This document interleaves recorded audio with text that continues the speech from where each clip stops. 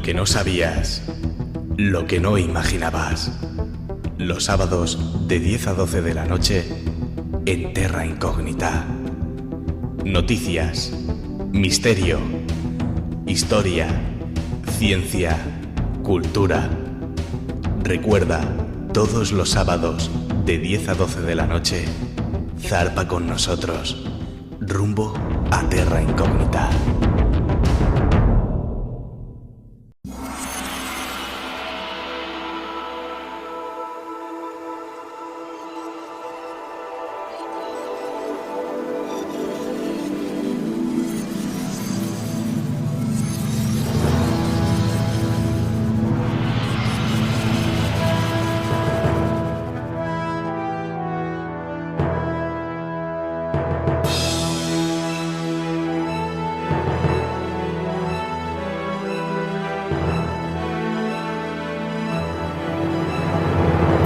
Bienvenidos a Terra Incógnita.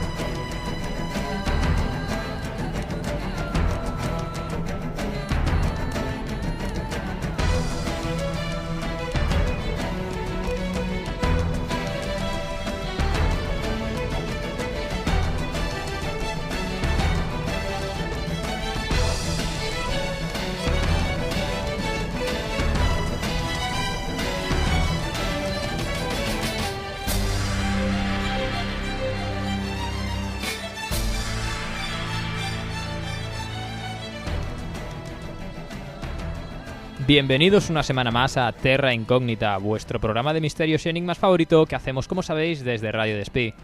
Daniel, ¿cómo estás? Estoy bien Alejandro, pero... Has superado ya lo de Edgar. Es un Es tema que de eso te iba a hablar, complicado, que de eso te iba a estamos hablar, aquí todos en vilo, ¿eh? Nos Estoy tiene en vilo preocupado, Edgar. Porque vengo hace un rato de verlo en su casa y está postrado todavía. A veces se levanta un poco para ir al baño, comer algo. ¿Le molesta la luz? Sí, le molesta la luz y habla un poco como murmura cosas y está todavía... Ha quedado tocado, ¿eh? Claramente está mejorando, evoluciona mejor, pero está chungo. Ha empapelado toda su habitación con dibujos de una criatura extraña, grotesca. Una criatura que parece ser que se llama Fedor. Sí, parece ser, eso es lo que nos ha dicho Edgar. No alcanzamos a entender mucho más en sus murmuros, pero sí, se refiere a un tal Fedor. Pobrecillo, pobrecillo. Pero bueno, hablando de contactos con lo absurdo, de contactos físicos, de crucifix y de demás técnicas de submisión cósmica, hoy vamos a hablar de las auténticas técnicas de submisión y de contacto y de proyección y de todo lo que es posible ofrecer las artes marciales de mano de un gran experto. ¿No es así, Daniel? Hombre, sí, porque vamos a contar con un testigo de primera mano, precisamente. De primera mano porque es la primera mano que imparte. Es la primera mano que ves y probablemente la última. Bueno, ¿de qué vamos a hablar? ¿Con quién vamos a hablar? Pues, ¿qué os parece si empezamos ya sin más dilación con el monográfico?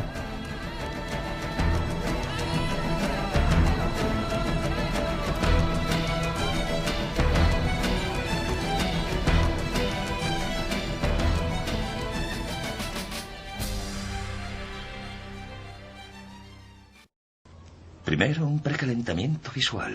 Yo le mostraré una carta y usted dirá de qué palo es. Iré cada vez más deprisa y veremos si sigue el ritmo. Vale. Diamante. Trébol. Pica. Corazón. Diamante. Pica. Diamante. Corazón. Trébol. Pica. Corazón. Diamante. Trébol. Corazón. Pica. Diamante. Trébol. Pica. Corazón. Trébol. Pica, corazón. ¿He aprobado? No. pero pocos lo hacen. ¿Corazones negros, picas rojas? Vamos, es hacer trampas. Ah, la experiencia le ha condicionado para creer que todos los corazones son rojos y las picas negras. Dado que sus formas se parecen, le resulta más fácil a su mente interpretarlas según su experiencia que estar abierta a la idea de que podrían ser diferentes. Siempre vemos lo que esperamos ver, no necesariamente lo que realmente está ahí. Uno se pregunta cuántas otras cosas tendrá delante, imágenes, sonidos, olores, que no puede experimentar porque está condicionado para no hacerlo.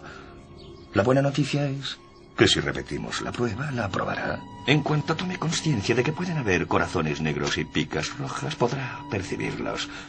Vale, ese es un buen truco, pero no hay juegos de cartas con picas rojas y corazones negros. ¿Cómo lo sabe? Todo el misterio en Terra Incógnita.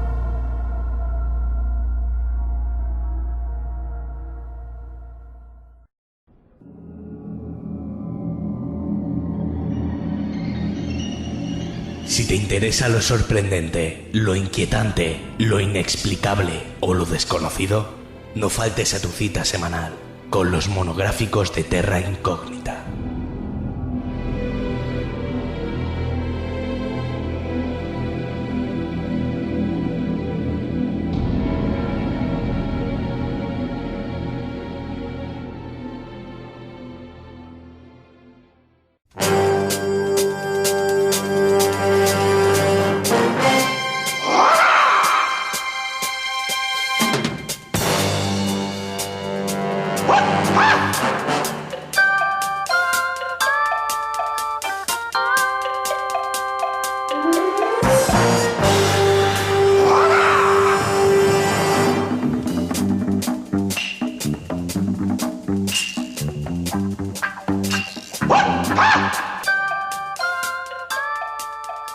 Hoy en Terra Incógnita vamos a tratar un tema muy especial, un tema que en lo personal siempre me ha fascinado.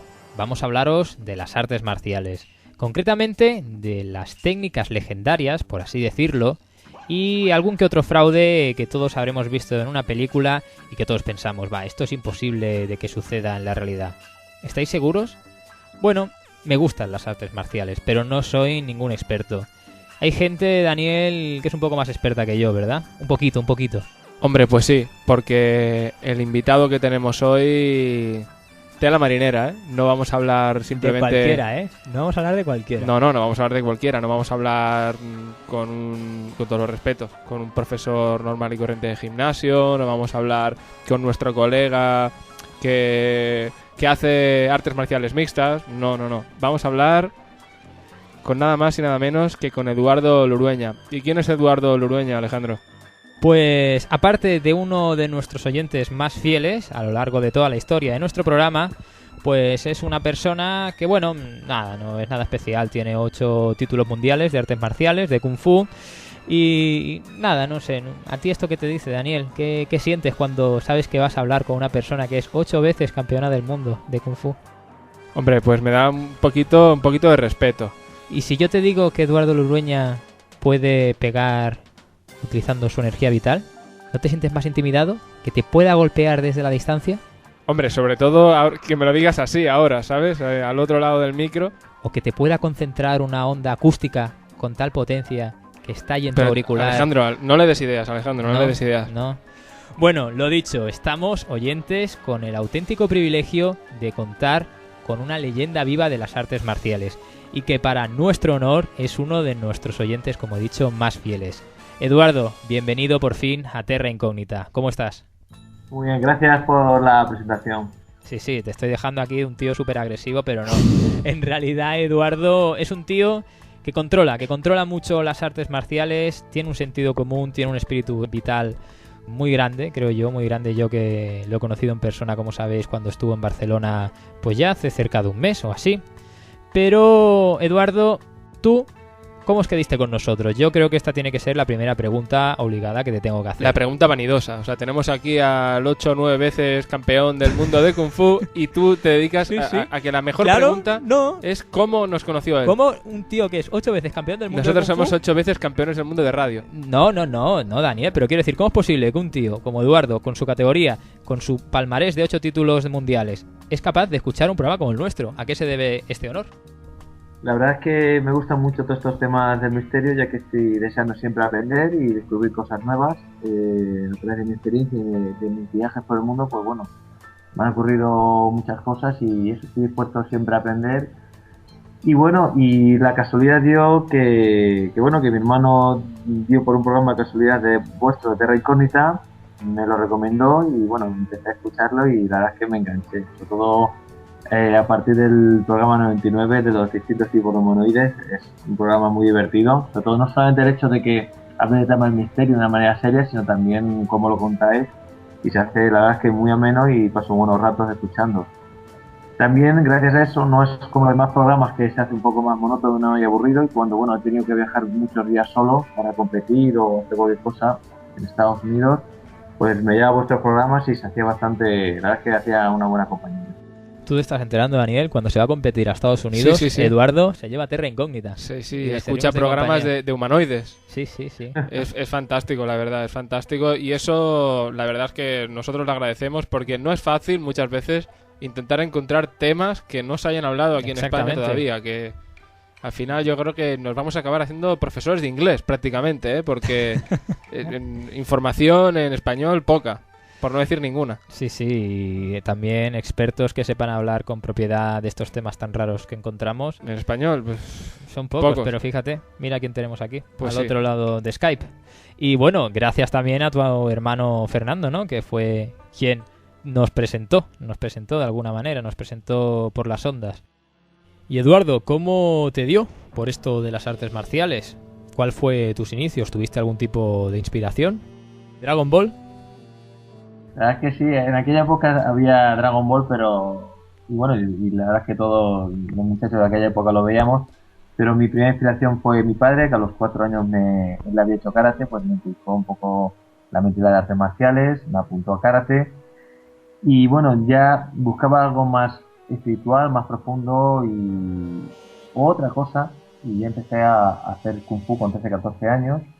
Hasta el año 2003, que quedé campeón del mundo de Kung Fu y bueno, empecé a conocer a más maestros, empecé a desarrollar más estilos, a viajar por el mundo y vi que todos los estilos son buenos, todo tiene su parte yin, su parte yang, su punto fuerte, su punto flojo y vi que realmente no había límites para aprender. Y tengo que dar gracias a mi hermano gemelo Fernando, porque también fue campeón del mundo, e incluso en un campeonato en California, en San Diego en el 2006, quedamos los dos campeones en un peso distinto, yo me tuve que meter un peso más pesado.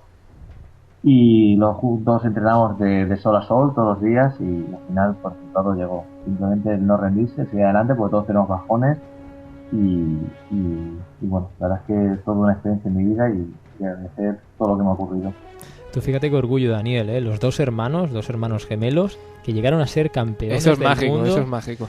En el mismo campeonato, en el mismo torneo, pero en diferentes categorías, lo que debe representar eso para ellos que han estado apoyándose, entrenándose desde siempre. Yo creo que el mejor de los premios que habéis podido tener. Fue una alegría, además ocurrió en California y fue de película, fue un sueño hecho realidad y merece la pena al final el esfuerzo. Al final tanto sacrificio, tanto esfuerzo merece la pena y animo a la gente que no por hecho lo consiga o no lo consiga, sino animo a la gente que practica deporte, que haga artes marciales, ya que trate de luchar por sus sueños, que al final merece la pena. Al final cuando uno lo logra con esfuerzo le sale mejor las cosas que si lo hace le viene llovido del cielo.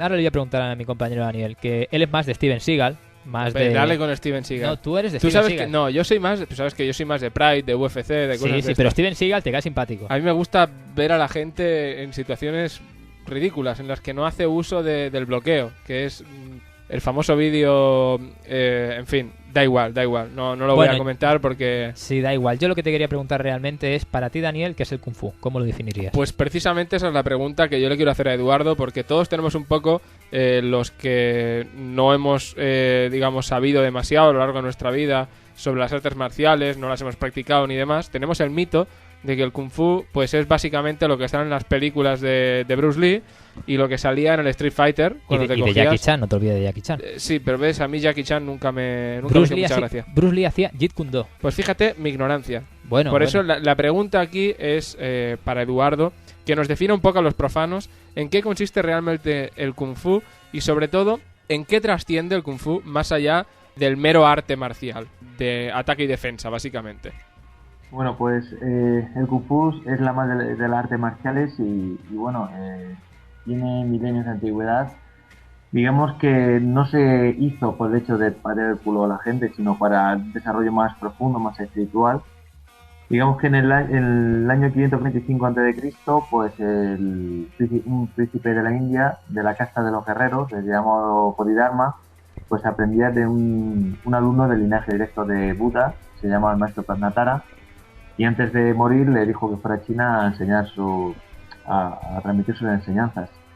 Este príncipe de la India se dice que alcanzó la dominación y bueno, fue allá a China a transmitir su enseñanza y al final acabó en el templo de Shaolin, que era un templo pequeñito.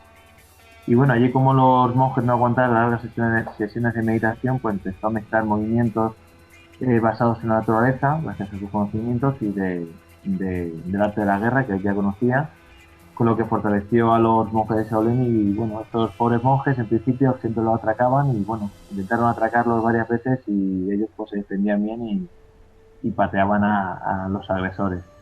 Entonces su fama se fue oyendo por toda Asia, por toda China y fueron cada vez más guerreros, más luchadores y todos habían derrotado, con lo que se los llamaba los monjes invencibles. A partir de ahí había un Kung Fu primitivo y se fue desarrollando a lo largo de los siglos y bueno, por China tuvo varias destrucciones en su templo de Shaolin, siguió desarrollándose, sobreviviendo y hasta nuestros días. Pues sí, los famosos monjes Shaolins que todos habremos visto en alguna película. Todos habremos visto también en alguna película las famosas camas de pinchos, donde llega un tío y se pone encima y dice, ves, yo tengo aquí la espalda dura como el acero de Damasco. Yo soy un auténtico... Como los puños de Manuel. ¿Los puños de Manuel? Los puños de Manuel. ¿Recuerdas aquel famoso vídeo de Manuel de los puños de acero? No me acuerdo yo de esto. Le pegaba a las columnas con los puños y no se hacía sangre.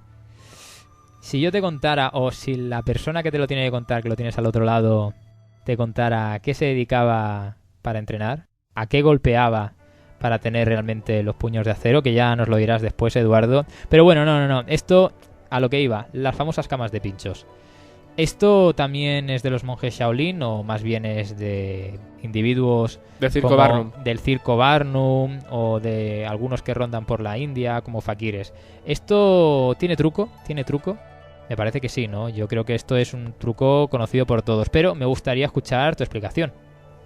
La verdad es que sí, y bueno, últimamente también Shaolin y muchos maestros de Qigong lo usan, pero se pueden lograr grandes cosas con trabajo, no hace falta hacer estas cosas que son un poco fake para impresionar a la gente, ya que todos sabréis que cuanta más o de más base recaiga cuanto más pincho haya, recae sobre menos peso la base de la espalda. Esto es lo mismo que poner un pincho que quería todo el peso en un pincho que poner 100 pinchos, que el peso se repartiría y de esta manera pues digamos que no se clavaría, no hay que hacer ningún esfuerzo, simplemente tumbarse. Claro, luego te colocan una placa de cemento que golpean con un mazo. El mazo estalla el cemento, no habría ni presión sobre la espalda. Entonces, como digo yo, o sea, hay grandes maestros que se arriesgan, se juegan el tipo y hacen grandes cosas y creo que no es necesario pues engañar a la gente con este tipo de trucos. ¿Y es necesario, por ejemplo, entonces también cortar botellas de cerveza con las manos? ¿Esto es también un fake? ¿Hay parte de realidad? ¿Hay gente que lo hace de manera auténtica? ¿Hay gente que usa algún truco, por decirlo de alguna manera? ¿Qué nos puedes decir a esto? Porque es el típico también ejercicio en los espectáculos que suelen hacerse, sobre todo a nivel televisivo. Sí, parece que tengan manos de rayo láser. La verdad es que sí se puede y quiero que todo esto lo digo para valorar a la gente que hace grandes habilidades y se tira años, porque no es cuestión de misticismo ni nada, es años de práctica y entrenamiento. El maestro Yama era capaz de enfrentarse a toros, algunos los rompía el cuello y era capaz de cortar el asta de toro con su mano. Hay vídeos en YouTube que es donde se observa y había muchos testigos. Aparte era de los pocos que era capaz de cortar una botella de cerveza de un golpe. Pero claro, se tiró años de práctica, se fue a la montaña del sol a entrenar, de sol a sol. Y lo que digo yo es lo que hay que valorar. Lo que hacen muchos ahora es untar la botella en acetato y enfriar, meterlo en agua fría. De esa manera la botella se hace más frágil y se estalla solo. Entonces por eso que segundos de trampas echen por tierra años de entrenamiento, pues bueno, es lo que se usa últimamente.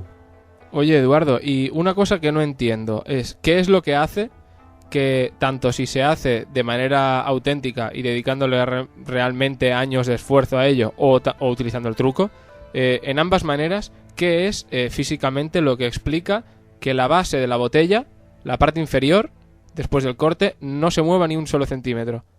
Bien, a veces suele agarrarlo alguien por debajo y bueno, para que haya mayor resistencia.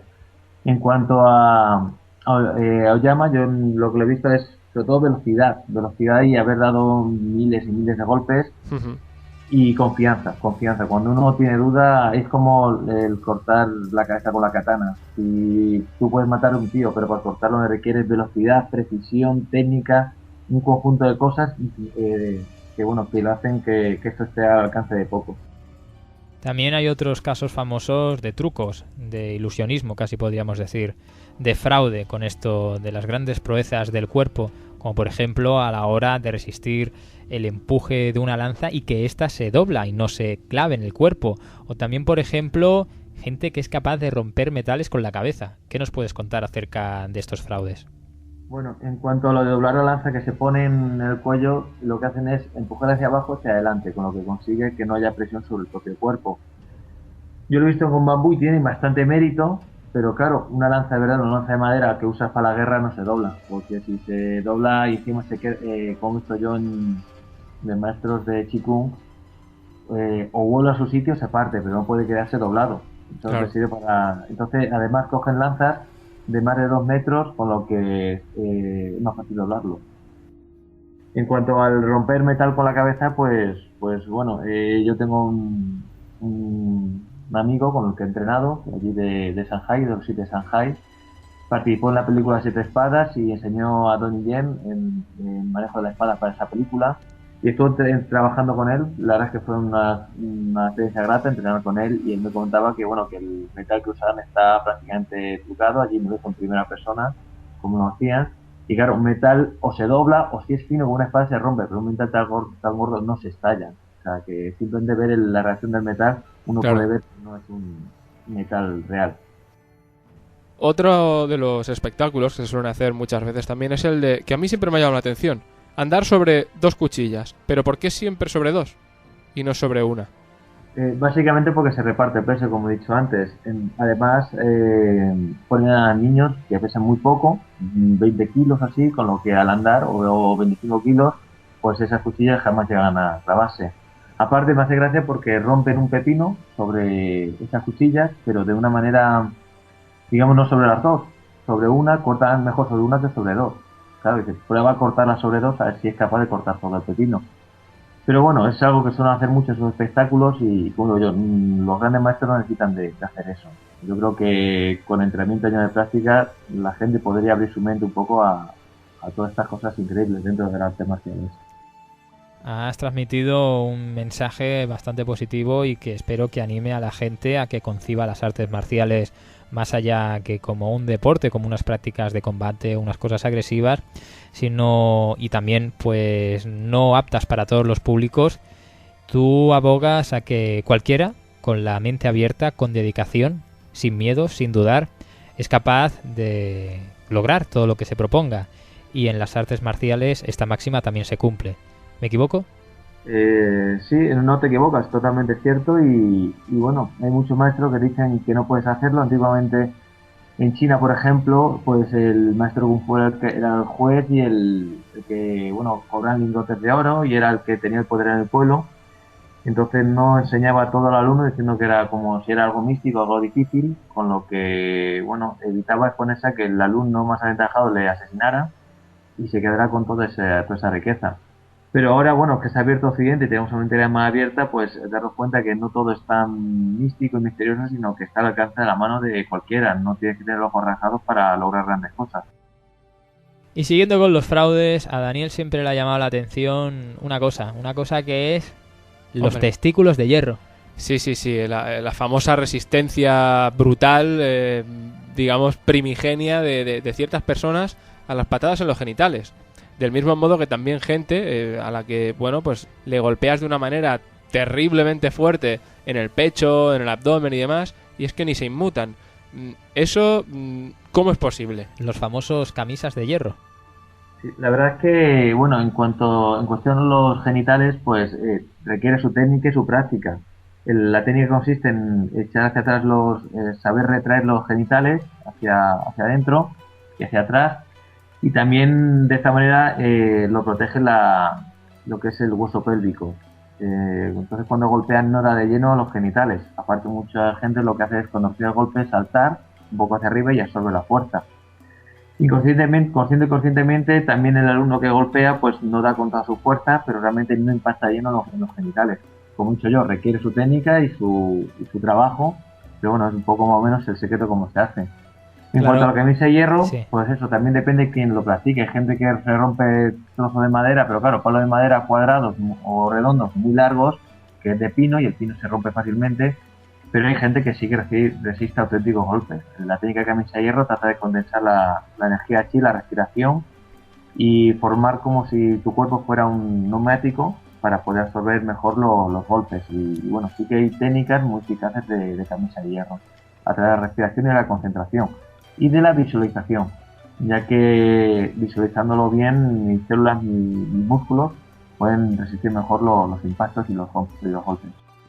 Antes, cuando hablabas de la famosa patada genital, o como yo la llamaba, los testículos de hierro, tú has dicho que el alumno no pega con fuerza, porque claro, ¿a quién pegaba? Al maestro. Y me imagino que algo de respeto le tendría, y por eso mismo pues no le pegaba con todas, por si el maestro se enfadaba y no las tendía. Claro, en realidad esa pata no llega a tocar los genitales, o si los toca muy suave, pero aparte, como digo, el hueso pélvico es muy frágil también, más resistente que los genitales, pero no termina de golpear. O sea, tú ves una patada en un combate de kickboxing, por ejemplo, y no pegan así. O sea, que realmente yo entiendo porque se siente un respeto hacia el maestro y hacia otro ser humano, y que no se vaya con intención de hacer total daño. Pero si una patada normal a cualquiera en los genitales bien enseñado, pues deja a cualquiera patada arriba. Has comentado antes, en referencia a la resistencia pasmosa en el abdomen y en el pecho a los golpes, que lo que era clave era la concentración y la cuestión energética. O sea, ¿podríamos decir que no es exclusivamente necesario tener unos abdominales de hierro? Es decir, una persona con una musculación no excesivamente desarrollada puede resistir muchísimo mejor un golpe de estos, simplemente con lo que comentas, con esa técnica, sin necesidad de tener una gran musculatura. En realidad cualquiera puede hacerlo. En realidad cuanta más grasa mejor que resiste mejor el golpe la grasa que el músculo. Y una persona con mucho músculo, digamos que las fibras musculares están muy separadas y se hacen un poco más frágiles. Y lo suyo es tenerlo fibrado, como Bruce Lee. Al tener esa musculatura fibrada, pues se hace más compacta, más unida, con lo que resiste mejor los golpes. Pero en realidad al final es concentración. Digamos que al inspirar bajo mi diafragma abdominal, subo mi diafragma genital pélvico, introduzco mi abdomen y agrupo los riñones, con lo que consigo presionar todo mi abdomen por todos los sitios, a la vez que concentro ahí esa respiración chi, esa respiración, y generar el efecto de un neumático. Pues también eso, el hecho de concentrarse, igual que se ha demostrado gente a través de la hipnosis, que por ejemplo se ha hecho ver que se está quemando y aparecían quemaduras en la piel, tú vas a visualizar que tu piel es más dura, de manera inconsciente se vuelve como más resistente, más dura, y puedes resistir mejor el golpe. Lo llaman también la actitud del guerrero. Si tú, y me ha pasado mucho esta experiencia, y yo creo que todos los practicantes de artes marciales podrán decirlo, cuando tú haces un bloqueo y te haces daño, si tú te quejas mucho en el suelo, tardas más tiempo en recuperarte. En cambio, si tú recibes un golpe o un bloqueo que te hace daño y digamos que te recuperas de una manera un poco más, como diciendo, coño, venga, hay que levantarse para arriba con otra actitud, te recuperas mucho más rápido. Factor psicológico. Sí. Pues me ha parecido muy interesante una cosa que comentabas respecto a lo del tema a veces de la grasa. Y es que también a veces hay mucho mito, ¿no? Y esto me ha llevado a pensar en una cosa que hablaba el otro día con un compañero de trabajo, cuando hablábamos respecto a la figura de los gladiadores en la antigua Roma y demás, que aparte del mito que hay de que, en fin, se mandaba matar si no había luchado bien o lo que sea a uno de los gladiadores y demás, cosa que es bastante falsa, porque entrenar a un gladiador costaba muchísimo dinero y no se mataban así como así. No olvidemos que era un negocio, como el fútbol hoy en día. Y que lo curioso era que descubrieron, en base a restos óseos y demás, que la dieta de los gladiadores consistía en una cantidad brutal de hidratos de carbono para engordarlos realmente como a cerdos, y realmente tenían una masa de grasa bastante alta. ¿Y por qué era esto? Porque la mayoría de tajos que se daban con las armas especiales que tenían eran relativamente débiles o superficiales, con lo cual, en relación a lo que comentabas antes, la grasa les protegía los tejidos y principalmente el músculo, con lo cual a veces hay mucho mito con esto de que la grasa en realidad no sirve para nada, un luchador que tiene un poco de índice de grasa un poco alto pues no sirve para nada, le falta cardio y demás, cosa que es un poco demagogia quizá, ¿no, Eduardo? Sí, la verdad es que sí, no es cuestión de... es técnica y un poco aprovechar las armas del guerrero, un arte marcial de guerra. Yo cuando peleaba en peso pesado, pues igual, no puedes pegar abajo porque estás más protegido. Tienes que golpear en la zona ósea, en el esternón. Lo que pasa es que la gente va a dar siempre a lo mismo, al típico sitio. Entonces, cuanto más grasa no significa que sea más lento, porque los brazos los tendrían bien entrenados. Tú ves cualquier boxeador o luchador de MMA y no están definidos, no son culturistas. Sí. Uno de ellos puede tener la musculatura, pero tienen sus grasillas, su técnica, y al final es un poco tratar de usar tus propias armas. Depende si es más alto, más bajo, más gordo, más fino. El más gordo tiene más resistencia y pegada, y el más fino es más rápido y tiene que jugar con otras armas. Pero la grasa, quieras que no, ayuda a los golpes bien. Lo digo por experiencia, para proteger de golpes. Es muy interesante todo esto que estás contando. Yo creo que estás rompiendo con varios mitos sobre en qué consiste tener un cuerpo para dedicarse a la lucha. Y antes hablabas de armas, y si relacionamos armas de fuego con camisa de hierro, ¿es cierto que hubo personas que fueron capaces de resistir auténticos balazos a quemarropa? Se dice que antiguamente, pues los antiguos maestros chinos de Qigong, pero ya te hablo ya de esos 2 o 3 siglos, las balas que había eran redondas, las pistolas también tampoco eran muy... y una distancia concreta, y las pistolas tampoco eran muy potentes, realmente tenían poca potencia. Se dice que algunos de estos maestros a la distancia concreta eran capaces de resistir un balazo. Yo pongo el ejemplo del vídeo en blanco y negro, sale un hombre gordo resistiendo un balazo de un cañón. Entonces todo tendrá su técnica, su cosa, pero claro, no tiene nada que ver con las armas de hoy en día. La verdad es que eso ya se quedó en 2 o 3 siglos atrás. No, claro. Además, las armas de hoy en día, las balas tienen una penetración que no tenían, digamos, las bolas que se utilizaban antes como proyectiles. De todas formas, yo aquí, permíteme que sea un poco escéptico, porque debo decir que hasta aproximadamente finales del siglo XIX, que se inventan las armas de repetición y demás, incluso hasta época de Napoleón, los mosquetes tenían una potencia abrumadora, brutal, te reventaban si te disparaban a quemarropa, igual que si te dispararan hoy en día con una escopeta, pero con proyectil sólido. Pero ¿cuál es el problema? Que a 50 metros o más la fuerza era ridícula.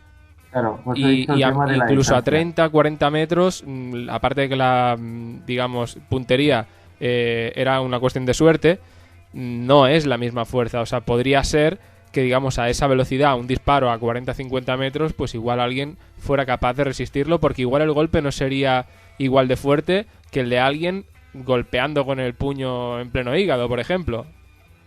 Sí, totalmente de acuerdo, y pues he dicho el tema de la distancia, y aparte gran parte de las muertes eran por infecciones, y la bala no entraba, no traspasaba totalmente, se metía con un trozo de tela o que fuera y genera esa infección y causaba la muerte, más que por la herida directa de la bala. Sí, o incluso con aquellas armas también lo que provocaban más amputaciones que no orificios de bala, porque como digo, la potencia era tal y la bola era tan gorda que lo que hacía era que te rompía los tejidos más que otra cosa, te arrancaba la mitad del brazo, pero no perforaban.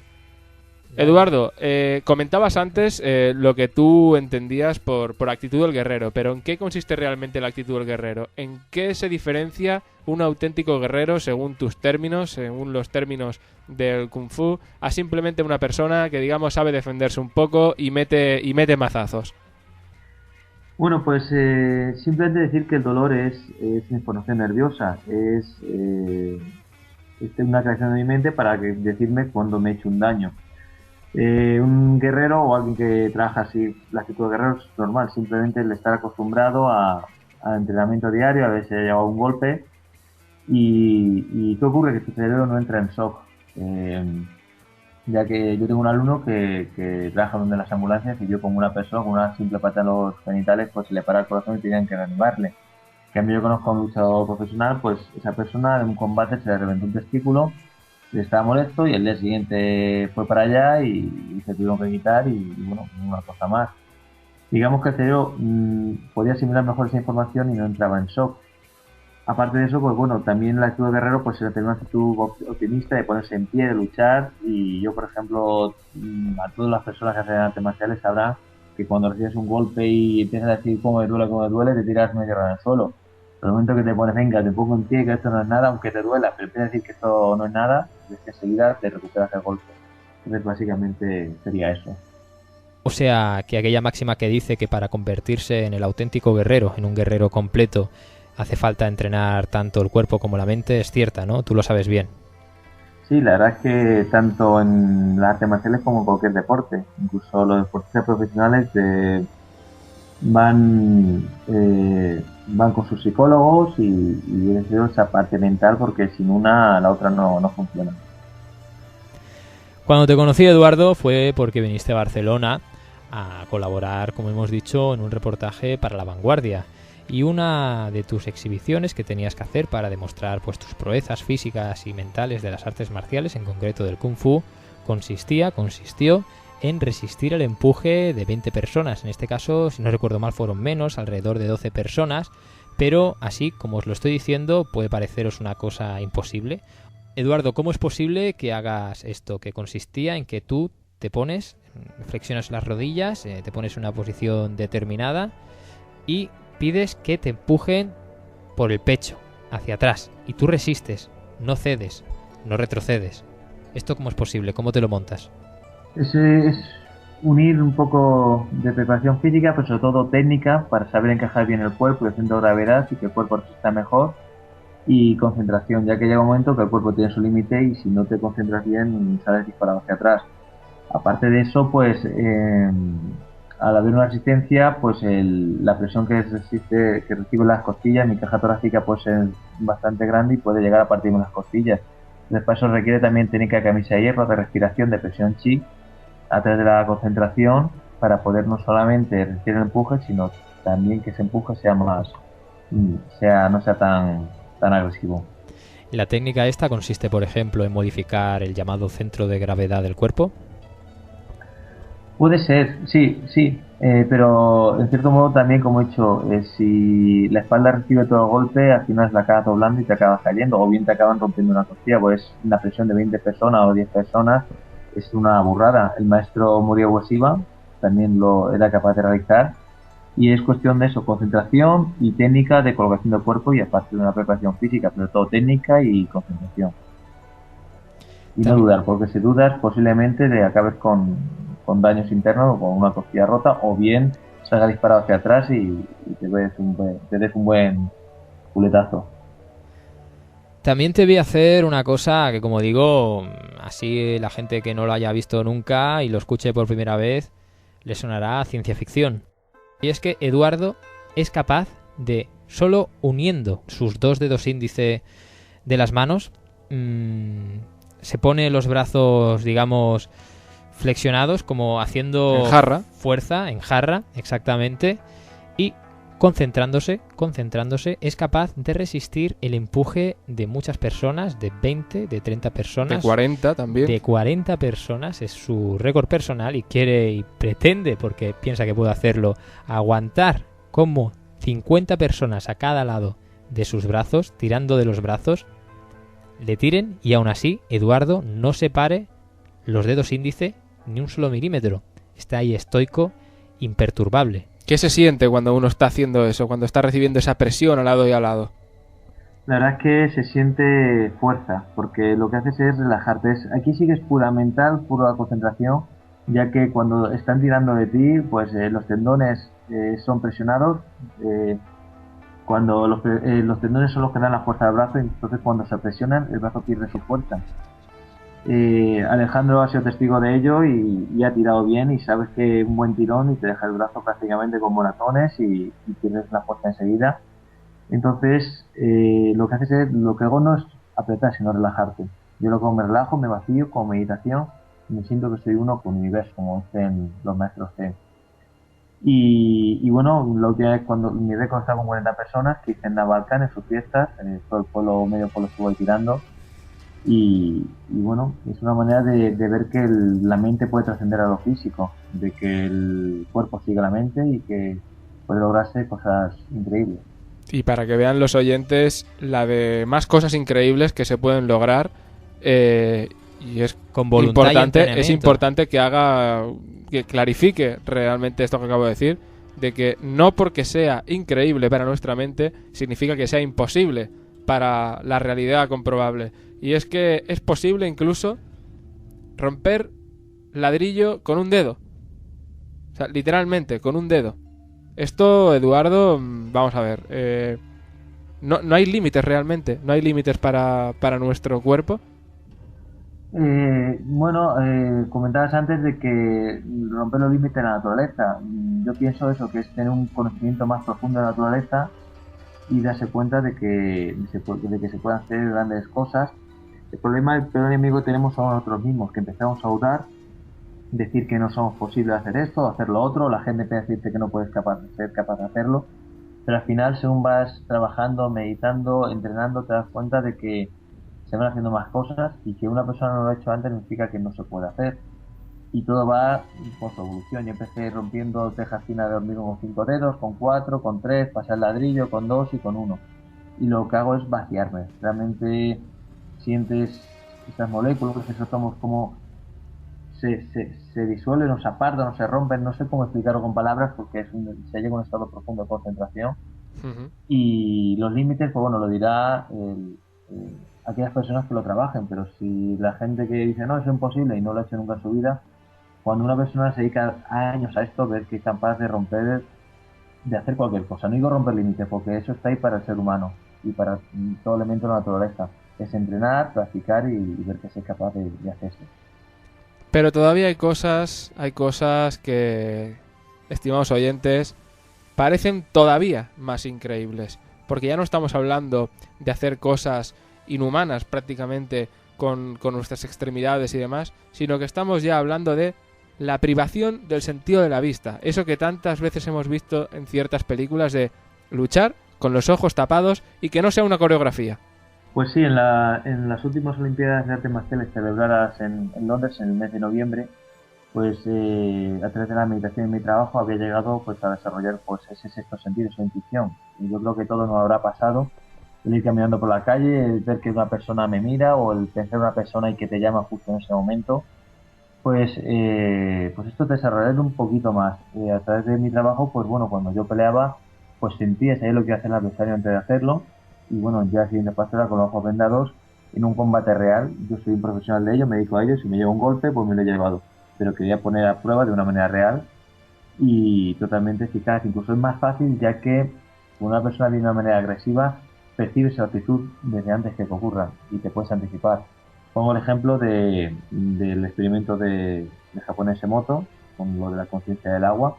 Entonces proyectaba unas vibraciones positivas, música clásica, lo que sea, y esa agua se quedaba cristalina de una forma armónica, y otra agua se le ponía voces de Hitler, la palabra odio, cosas negativas, y cogía un color negativo, un color oscuro.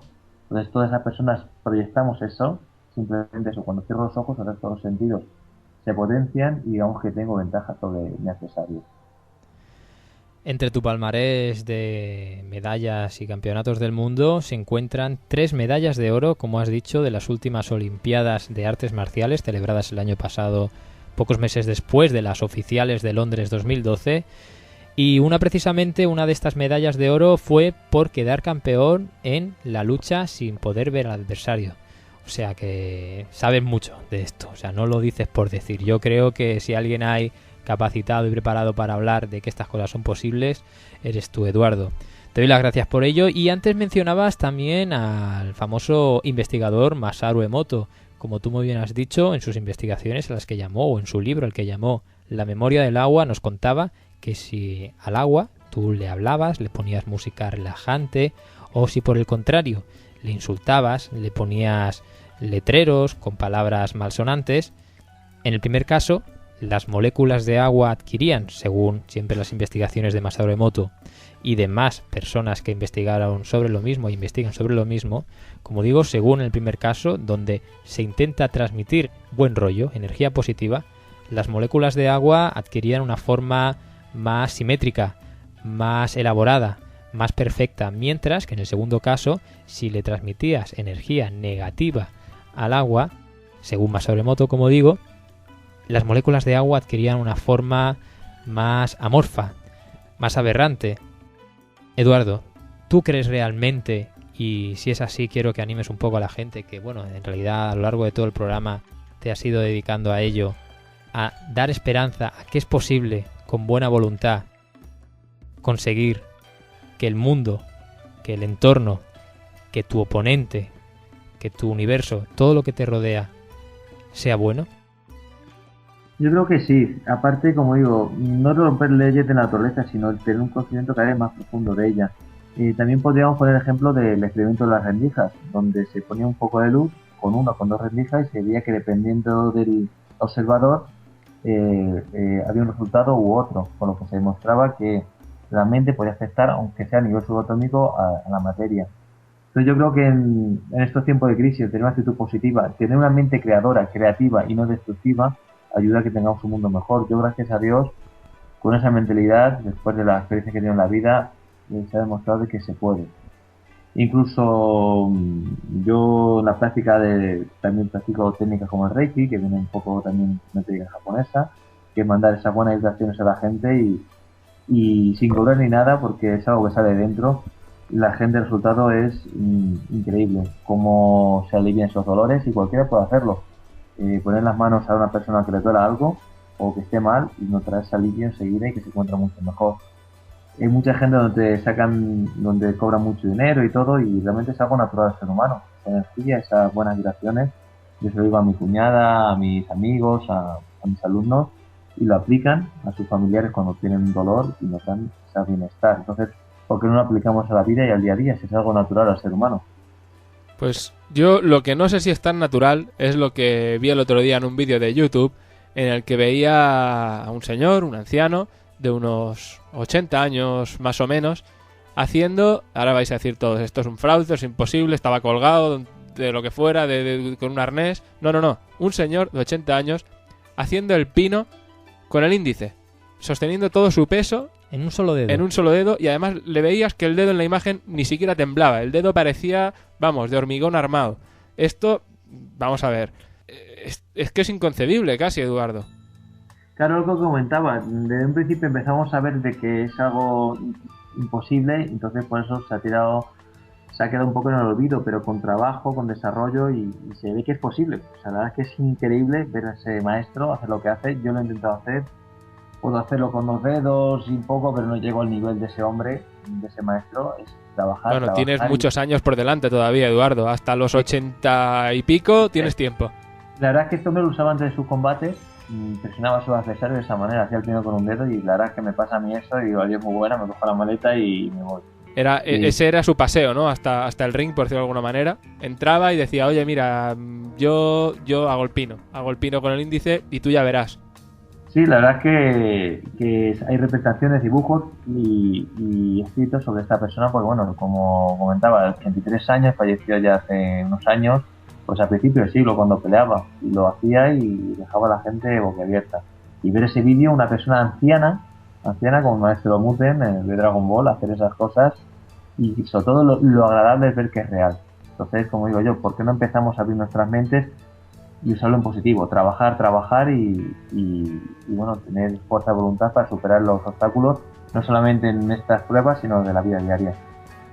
Pues trabajar y ¿hasta cuándo? ¿Hasta cuándo digo yo? Porque en principio existe constancia de que los antiguos taoístas pues eran muy longevos, dedicándose a estas prácticas, llevaban realmente, digamos, su longevidad hasta unos límites prácticamente imposibles en su día. Incluso tú, en la entrevista a La Vanguardia, que tuve el placer de leer, mencionabas a un maestro, que si no recuerdo mal dices que Francia. vivía en Francia. Unos bosques de Francia. Que tenía 120 años, que dices, y con 120 años y todavía en activo, por decirlo de alguna manera. Esto, ¿cuál es el secreto de esto? Porque no me creo que sea simplemente, en fin, comer muchos antioxidantes.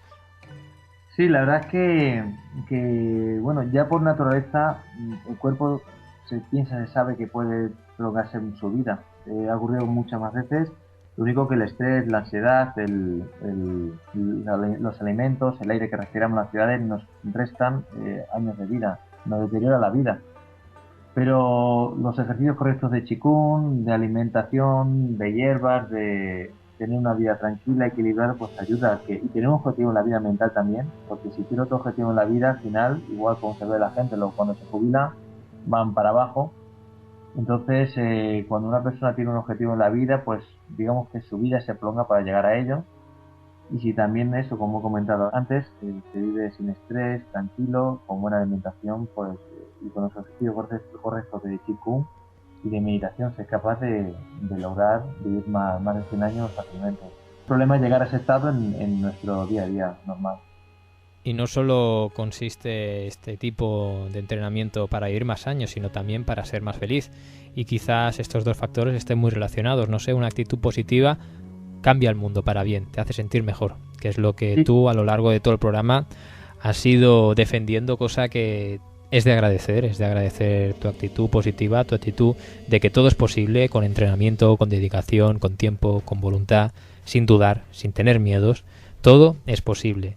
Esto espero que anime a mucha gente, y más en estos tiempos, y sobre todo también espero que anime a mucha gente a que se adentre en el mundo de las artes marciales, que quizás se aleje de los tópicos que se pueden ver en ciertas películas, de que es más para salir al paso de peleas callejeras, que también ir de matón, que eso no tanto, o por no decirte pues casi nada, sino también comprender que las artes marciales en sí son una filosofía de vida, y a mi gusto, a mi opinión, todas ellas, la filosofía, la manera de entender y enfrentarte a la vida en todos sus aspectos que presentan, es una actitud positiva, una actitud que lo único que pretende es demostrar que todo es posible y que hay que tener fe, quizás, aunque John Keel dijera lo contrario, fe en que todo puede ser mejor. Sí, la verdad es que aportar nuestro granito de arena y bueno, todo tipo de arte marcial tradicional pues lleva esa filosofía, ese desarrollo interior, no solamente en los deportes de contacto, sino el hecho de una búsqueda para vivir mejor. Se hizo un estudio hace unos años, que me acuerdo que vi en las noticias, y se vio que la gente, los monjes budistas y en el Tíbet o en China que practicaban la meditación vivían más años y vivían más felices. A mí lo que me llamó la atención es eso, que eran más felices. Entonces, bueno, es algo que está ahí al alcance de nuestras manos y que no es algo místico imposible. O sea, somos nosotros lo que lo hacemos más complejo. Ahí está, al alcance de nuestras manos.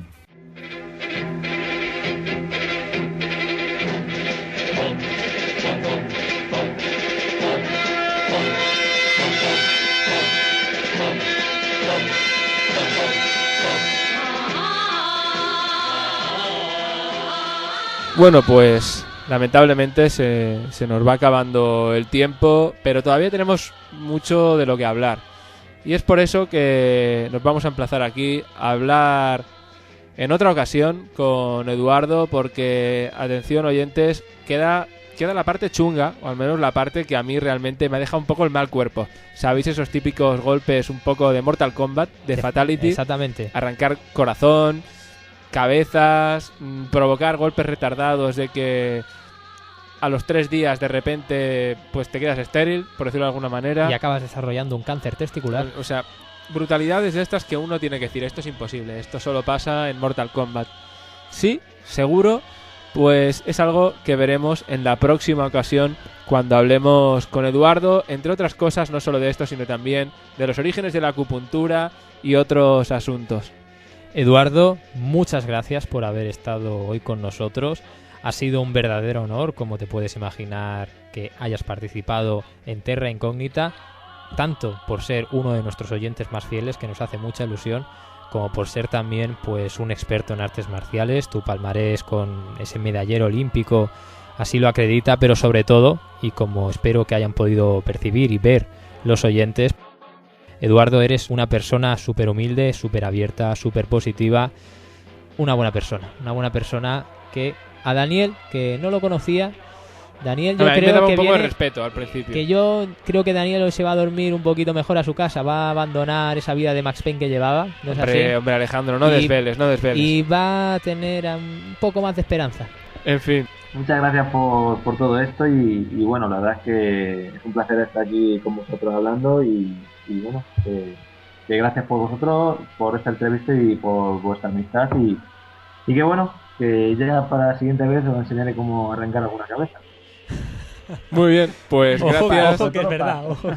Sí, ojo que es verdad, pero bueno, gracias Eduardo, y como decimos, hablamos contigo en la próxima vez, que quizá será más pronto de lo que la gente se pueda imaginar.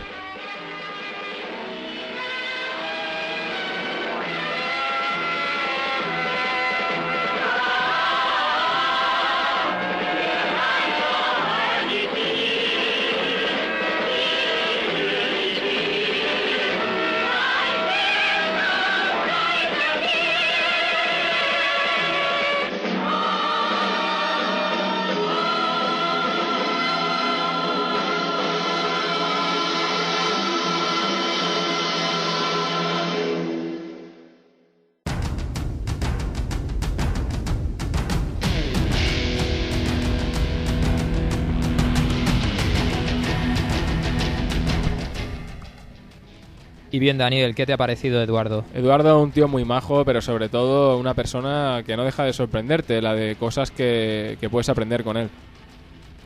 Yo creo que esta noche te vas a quedar tranquilo, meditando y asumiendo todos estos conocimientos que nos ha impartido hoy Eduardo, porque tú sabes que esos conocimientos son el camino hacia la verdad, hacia la justicia cósmica, para adentrarnos y combatir a los humanoides. Totalmente. Una cosa que le hubiera venido muy bien a Edgar. Le hubiera ido de perlas, pero tendremos que tratar de transmitirle este tipo de conocimientos. Conocimientos que todavía, evidentemente, no disponemos de todos ellos, porque Eduardo tiene muchísimo que contar todavía. Sí. La semana que viene volveremos a contar con Eduardo en Terra Incógnita, pero como digo, eso será la semana que viene. Ahora hemos llegado al fin de este programa y como siempre, como es menester, Daniel, el mail terraincógnita.radio@gmail.com, el blog terraincógnitaradio.blogspot.com, el Facebook, Terra Incógnita, programa de radio, el Twitter, Terra Incógnita R. Tampoco tenemos que olvidarnos de los amigos del foro Delegados del Misterio, así como tampoco de los amigos del foro Misterio Red.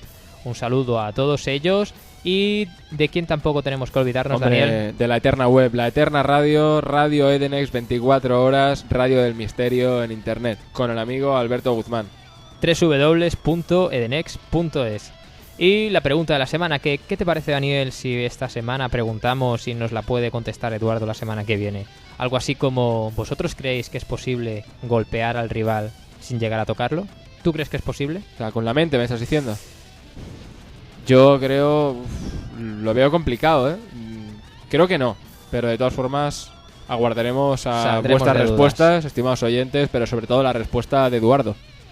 Sí, bueno, Daniel, yo quiero que te vayas preparando ya, que vayas juntando tus dedos índices. Sí, no, yo ya me voy envolviendo las manos un poco, me voy a preparar ahora para golpear un poquito Pero no te pongas superglue, de muro. No te pongas superglue, Daniel. No me pongo Eso es superglue. corrosivo y la piel se destroza. No, podéis estar tranquilos.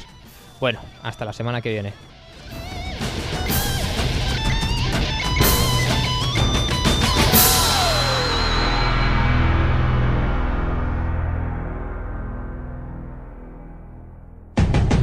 Siempre se está hablando de casos clásicos. Trata de acercarse a la psicología social, por así decirlo. Platillo es volante. ¿Quién está detrás de golpes de estado económicos, guerras sociales? Movimiento de artistas. Literatura misteriosa. Una máquina para mirar hacia el futuro, hacia el futuro, hacia el futuro. Asómate a la radio del misterio como nunca jamás lo habías hecho. Dimensión Límite. Todos los viernes, de 7 a 9 de la tarde, en RK20, Dimensión Límite. El mundo del misterio desde otra perspectiva. Fenómenos paranormales, ufología, conspiraciones, historia, ciencia, pseudoescepticismo, inteligencia artificial, literatura, temática social. Escúchanos en directo desde www.rk20.es o descarga todos los programas en nuestra web oficial, dimensionlimite.com. También puedes encontrarnos en foros del misterio, Facebook, iVoox y Radio Edenex. Recuerda, todos los viernes, con David Cuevas y todo su equipo, tienes una cita pendiente a través de la Dimensión Límite.